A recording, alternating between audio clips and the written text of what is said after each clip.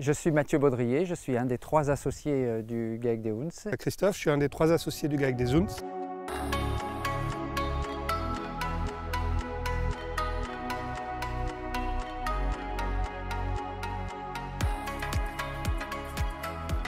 Sur cette exploitation, on a 14 salariés.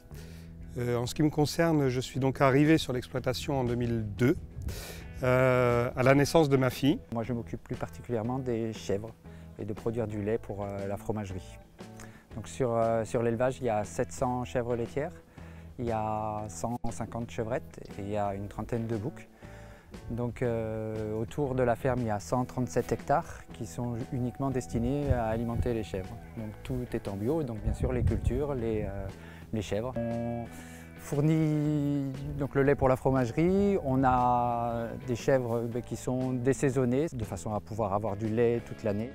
Ici, on est dans la première étape de fabrication du fromage. C'est une étape tranquille, c'est une étape silencieuse, où en fait on a plein de petits artisans qui travaillent pour nous, qui sont les ferments lactiques. Donc ici, on est dans la salle de fabrication. L'idée ici, c'est en fait de donner la forme au fromage. On va passer dans une cave de séchage, puis dans une cave d'affinage, où les produits vont là être retournés quotidiennement et jusqu'à la commercialisation, c'est-à-dire entre 2 jours lorsque c'est du fromage frais, jusqu'à 2 mois lorsque ce sont des fromages secs. Ce croûtage va donner d'abord quelque chose d'esthétique, donc de joli, d'appétissant lorsqu'on le voit, mais aussi, surtout, va contribuer à façonner le goût du produit. Et en fait, en changeant les formes du fromage, ce qui est extraordinaire, c'est qu'on va modifier les arômes et les goûts. Donc ici, c'est un peu l'atelier créatif du GAEC des Ounces, parce que c'est une toute nouvelle unité. Le premier fromage pâte pressée que nous avons fabriqué au GAEC des Ounces date d'à peu près d'il y a une dizaine d'années. Lorsqu'on a pu acquérir cet outil de transformation, en fait, on a développé cette gamme de fromages. Et on a commencé par mettre au point notre tome de chèvre. Et ensuite, en fait, on va le caresser, le laver 2 fois par semaine, en commençant par les fromages les plus anciens et on finit par les plus jeunes. Et les plus anciens, en fait, vont apprendre aux plus jeunes, entre guillemets. Et du coup, on a fabriqué des raclettes de vaches.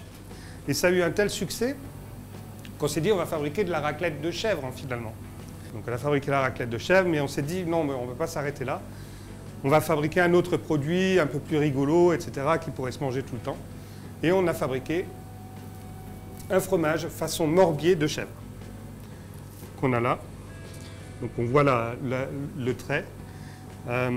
Donc ça, c'est notre tout dernier né, il a quelques semaines. Donc cet atelier devra nous permettre de faire d'autres produits encore. On espère pouvoir passer un petit peu la frontière occitane. Et peut-être, pourquoi pas, trouver le produit qui fera la réputation de la ferme.